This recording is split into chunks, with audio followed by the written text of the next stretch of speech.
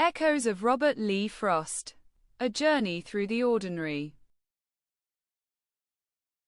Listen to the story carefully. Story 40. Spoils of the Dead. I walked through the old battlefield at dusk, fallen leaves crunching underfoot and silence hung heavier than any sound. Rusted helmets, shattered tools and scattered bones lay hidden beneath moss and soil, remnants of lives that once marched with hope and fear. I bent to touch a fragment of metal, imagining hands that had held it, hearts that had raced. Wind stirred the tall grass, carrying whispers of stories untold, and I realized the spoils of the dead are not treasure, but memory, lessons of courage, loss and fleeting triumph. Shadows stretched long as twilight deepened, and I left slowly, carrying the weight of lives spent.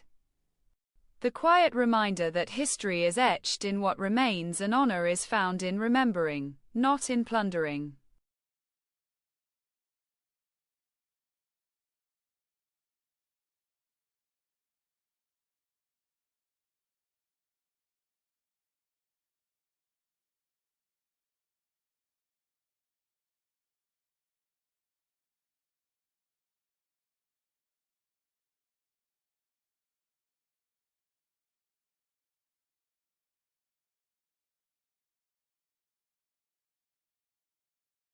Now listen to the poem.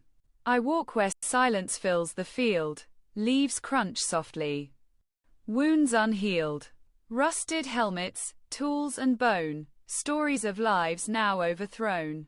I touch metal, imagine hands, hearts that raced in distant lands. Wind stirs grass with whispered tales of courage, loss and fleeting sails. Twilight shadows stretch and bend.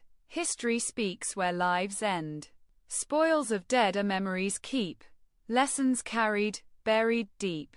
Honor lives in quiet mind, remembering the fallen kind.